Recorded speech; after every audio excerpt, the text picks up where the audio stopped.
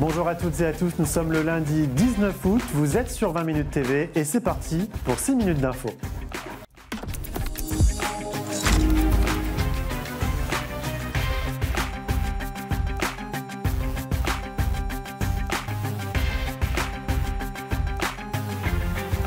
Alors que beaucoup de Parisiens ont souhaité quitter la capitale, qu'en est-il des touristes? On décompte selon la mairie de Paris 3,1 millions d'arrivées pendant les 2 semaines olympiques, soit une progression de 27% pour les visiteurs français et de 13% du côté des étrangers par rapport à l'année dernière. Les touristes français viennent plus majoritairement du Rhône, de Gironde ou de la Haute-Garonne.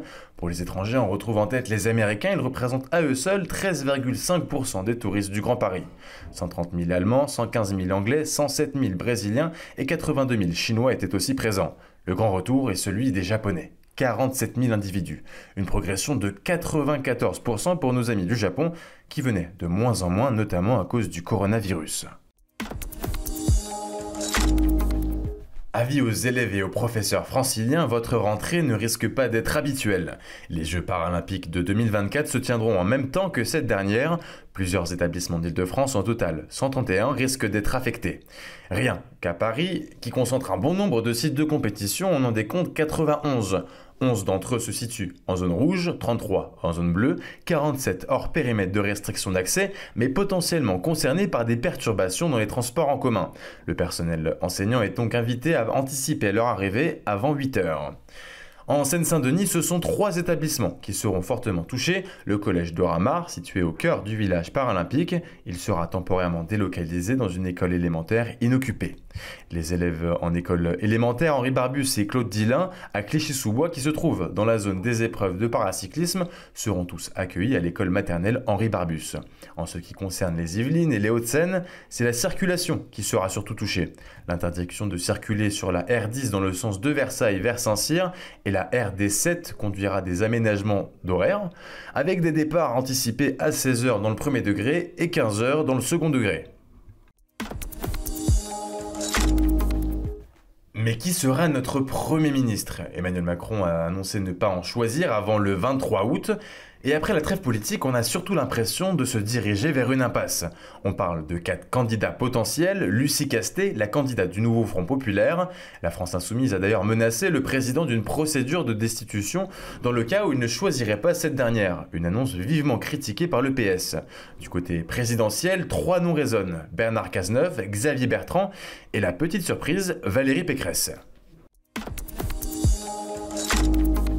C'était l'annonce choc de la semaine dernière, la mort de l'animateur et producteur Patrice Laffont des suites d'une crise cardiaque dans sa maison du Vaucluse.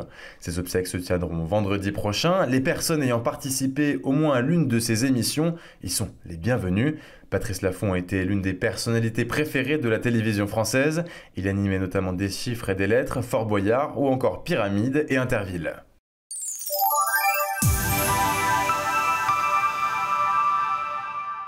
Salut l'Île-de-France, ravi de vous retrouver pour ce nouveau bulletin météo. Denis Delcourt pour vous accompagner en ce début de semaine avec pour cette journée de mardi globalement du beau temps. Au petit matin, vous le voyez, un franc soleil sur l'ensemble du territoire. Il faudra en profiter, ça va légèrement se dégrader en seconde partie de journée avec l'arrivée d'une petite perturbation. Alors globalement, celle-ci restera assez atténuée au contact des hautes pressions. Alors du soleil au petit matin, on en profite. Côté température, celle-ci évolue entre 11 et 14 degrés, 11 degrés à Provins ou encore du côté de Nemours, 12 degrés à Versailles, Dourdan, Rambouillet ou encore à Melun. Idem pour Étampes, 14 degrés à Cergy ou encore du côté de Meaux, idem en plein cœur de la capitale. C'est vrai que pour la suite de votre journée, ça se dégrade. À l'image de cette carte, c'est pas très joli à voir.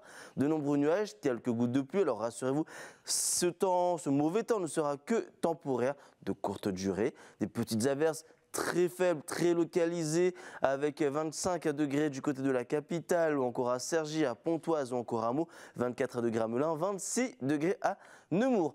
Pour votre tendance, regardez, ça va de nouveau s'améliorer avec pour la journée de mercredi, l'anticyclone qui va revenir en force, en nous protégeant, en rejetant les perturbations en dehors du territoire. Par conséquent, du soleil, quelques petits nuages en haute altitude, sera vraiment pour décorer le ciel. Et les températures, quand elles comprises entre 23 et 24 degrés, des températures un tout petit peu justes pour les normales de saison, mais elles seront plutôt correctes pour la journée de jeudi, avec globalement un temps plutôt estival qui s'annonce.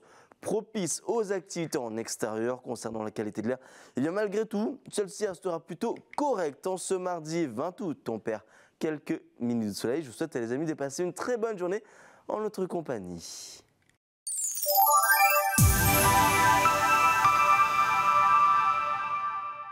Voilà, c'était l'essentiel de l'actu pour aujourd'hui. Merci de nous avoir suivis. N'oubliez pas que vous pouvez voir et revoir tous nos reportages sur 20minutes.tv.